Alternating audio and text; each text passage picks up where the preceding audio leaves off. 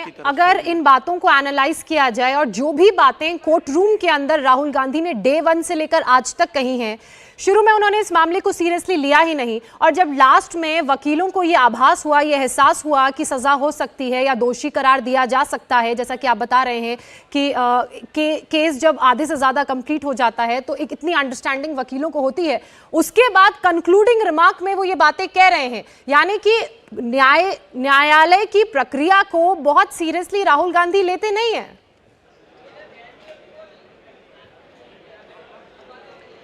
देखिए, बहुत सीरियसली नहीं लिया ये तो हम नहीं कह सकते, क्योंकि केस तो उनके वकीलों की टीम जो है उसने लड़ाई है। लेकिन हो सकता है कहीं उनकी स्ट्रैटेजी गलत रही हो, क्योंकि जिस तरह से उन्होंने उनका जो तर्क रहा आखिर में हमने सुना कि उनका जो तर्क था वो तो सीधा उन्होंने कंप्लेनेंट की जो लोकस स्टैंडाई है उसी को चैलेंज कर दिया। जनरली होता यह है कि आर्ग्यूमेंट्स के दौरान सबसे पहले ही आप लोकस स्टैंडाई को चैलेंज करते हैं कि जो व्यक्ति दावा कर रहा है उसकी लोकस स्टैंडाई है या नहीं है, लेकिन उस बात पे तो सबसे आखिर में आर्गुमेंट हुए। फ्रीडम ऐप से सीखकर क्या आप ड्रैगन फ्रूट का उत्पादन करते हैं? अगर ऐसा है तो आपकी जो ड्रैगन फ्रूट्स हैं, 1 करोड़ फ्रीडम ऐप के जो ग्राहक हैं उन्हें बिना किसी खर्चे के आप उसे बेच सकते हैं। तो कहीं ना कहीं हो सकता है कि स्ट्रैटेजी में शायद कोई गलती हो गई होगी, सीरियसली लिया होगा, लेकिन यहाँ आते आते, और देखिए हर चीज का एक टाइमिंग होता है, यहाँ आते आते इस स्टेज पर आज जब जजमेंट आ रहा है, देश में जो वातावरण बना हुआ है, कहीं ना कहीं उन्हें ये लगा कि कांग्रेस पार्टी को भी ये लगा होगा कि शायद ये सूट कर रहा है इस वक्त उनकी स्ट्रेटजी को, तो उन्होंने भी शायद इस चीज को होने दिया है, वरना मर्सी के लिए भी अप्लाई कर सकते थे। ये ऐसा मामला है जिसमें माफी मिल भी सकती है, कई बार हमने देखा है, या फिर वो माफी भी मांग सकते थे निर्णय, लेकिन उन्हें माफी मांगना गवारा नहीं था, और यही उन्होंने पहले भी किया है। पूर्व में भी जो घटनाएं घटी हैं उनके बयानों की वजह से, उसमें भी उन्होंने वही किया। उन्होंने अंत तक माना नहीं कि उनसे गलती हुई, लेकिन जब कोई चारा नहीं बचा तो माफी मांगनी पड़ी। आज की इस केस में भी वही दिखाई दे रहा है। वो ये कह सकते थे कि उनकी मंशा ये नहीं थी, उन्होंने ऐसा कह दिया, वो क्षमा प्रार्थी है, लेकिन वो माफी मांगना ही नहीं चाहते, क्योंकि वो मानते ही नहीं है कि उन्होंने कोई गलती की है।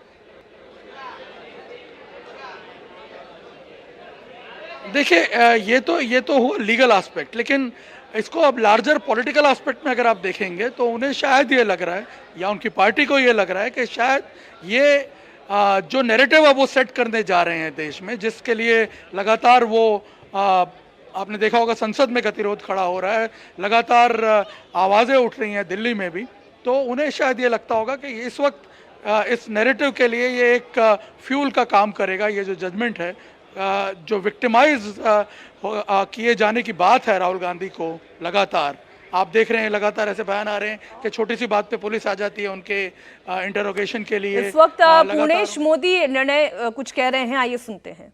यहाँ सूरत की कोर्ट में फरियाद की गई, आज उनका जो फैसला आया है, मैं उस फैसला का स्वागत करता हूँ। क्या कुछ वहाँ कोर्ट में क्या कुछ कहा गया? राहुल गांधी आप भी अंदर थे, जज ने क्या कहा राहुल? देखिए, ये कोर्ट का न्यायिक प्रक्रिया है, जो भी फैसला है उनका भी स्वागत करता हूँ। याचिकाकर्ता पुणेश मोदी को आपने सुना, उनका ये कहना है कि ये न्याय का फैसला है, कोर्ट का फैसला है और मैं इसका स्वागत करता हूं। ये वही हैं जिन्होंने 2019 में राहुल गांधी पर मानहानि का केस फाइल किया था, और उसके बाद अब आज जब फैसला आया है तो आपने उन्हें सुना, कोर्ट के फैसले का स्वागत करते हुए नजर आए। एक बार फिर से निर्णय का रुख कर लेते हैं। निर्णय, हमने पुणेश मोदी को सुना, 2019 में उन्हीं की तरफ से क्रिमिनल डेफेमेशन सूट फाइल किया गया था, और अब वो इस फैसले का स्वागत करते हैं जो कोर्ट ने राहुल पर सुनाया। जी बिल्कुल, इनफैक्ट पुणेश मोदी, मैं आपको बता दूं, बीजेपी के बड़े सीनियर नेता भी हैं यहाँ पे सूरत में, सूरत पश्चिम से एमएलए हैं। इस बार भी वो सूरत पश्चिम से चुनाव लड़ करके जीते हैं। पिछली सरकार में मंत्री भूपेंद्र पटेल के मंत्रिमंडल में वो मंत्री भी थे, कैबिनेट मंत्री थे। पुणेश मोदी, मैं आपको बता दूं, पेशे से वकील भी हैं, तो इसलिए कानून की जो निटिग्रिटीज़ हैं, कानून की जो जानकारी है, वो भी उन्हें काफ़ी हद तक थी, और इसीलिए एक बड़ा सॉलिड आधार बना करके ये केस जो है ये प्रेजेंट किया गया था। और हमने ये नोटिस किया ड्यूरिंग द ट्रायल, उन्होंने लास्ट डिच एफर्ट लगाए हैं इस केस को कंक्लूजन तक पहुंचाने के लिए। मुझे याद है जब वीडियो एविडेंसेस जो है उसको कोर्ट एक्सेप्ट नहीं कर रहा था, मजिस्टेरियल कोर्ट, तो वो हाई कोर्ट भी गए हालांकि बाद में हाईकोर्ट से उन्होंने अपनी याचिका वापस ले ली, लेकिन हर एक तरीके से जो भी एविडेंसेस रखे जा सकें इस केस को सब्सटैंशिएट करने के लिए वो दिखाई दे रहा है। वो इस केस का जो नतीजा निकला है उसमें भी वो दिखाई दे रहा है। एक और जानकारी दर्शकों के लिए, अपील से पहले राहुल गांधी की सदस्यता पर कोई खतरा नहीं है। राहुल गांधी को अपील करने के लिए 30 दिन का वक्त मिला है, यानी कि राहुल गांधी के पास ये 30 दिन का वक्त है। वो इसके ऊपर की अदालत में अपनी याचिका दायर कर सकते हैं और आज के इस फैसले को वो चुनौती दे सकते हैं। तो ये 30 दिन का वक्त अच्छा लंबा वक्त होता है, चुनौती देने के लिए एक दिन भी काफ़ी है निर्णय। इसलिए हम ये कह सकते हैं कि फिलहाल उनकी सदस्यता पर इन 30 दिनों में तो कोई खतरा नहीं है। वो इसे ऊपरी अदालत में चैलेंज कर सकते हैं। जी बिल्कुल, इनफैक्ट ऊपरी अदालत का जब तक फैसला नहीं आएगा तब तक अब कोई खतरा नहीं है। यदि ऊपरी अदालत इमीडिएटली उसे रिजेक्ट कर देती है तब ज़रूर उनके पास ऑप्शन नहीं बचेंगे। यदि ऊपरी अदालत उन्हें और आगे हाई कोर्ट या सुप्रीम कोर्ट तक जाने की परमिशन नहीं देती है तो ये एक मैं आपको बता दूं, अगर कानूनी तरीके से आप देखेंगे तो ये बड़ा लंबा चलेगा अभी मामला। आप देख लीजिए 4 साल तो मजिस्ट्रियल कोर्ट में फैसला आने में लगे हैं, इसके बाद अब ये आगे और चलेगा। तो फिलहाल जो सदस्यता की बात है, पीपल रिप्रेजेंटेशन एक्ट के अमल में आने की जो बात है, वो अभी एक तरह से थोड़ा प्री मैच्योर होगा इस स्टेज पर उसका डिस्कशन मेरे हिसाब से, क्योंकि राहुल गांधी के पास अभी ऑप्शंस बहुत सारे हैं। अच्छा, फिलहाल निर्णय आपके पास क्या जानकारी? राहुल गांधी कहां पर हैं? वो सूरत में ही रुकेंगे या दोबारा दिल्ली रवाना हो जाएंगे? फ्रीडम ऐप से सीखकर क्या आप ड्रैगन फ्रूट का उत्पादन करते हैं? अगर ऐसा है तो आपकी जो ड्रैगन फ्रूट्स हैं, 1 करोड़ फ्रीडम ऐप के जो ग्राहक हैं, उन्हें बिना किसी खर्चे के आप उसे बेच सकते हैं। इसी बीच सुशील मोदी का क्या कहना है निर्णय, एक बार वो भी सुन लेते हैं, फिर वापस आपका रुख करेंगे।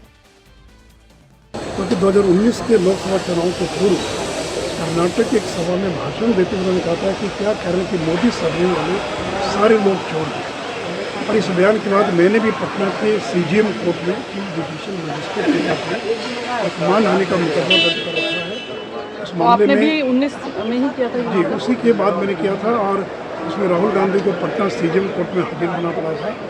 और मैं उम्मीद करता हूं कि उसी को आधार बनाकर, सूरत के निर्णय को आधार बनाकर पटना का कोर्ट भी और राहुल गांधी के खिलाफ फैसला देगा।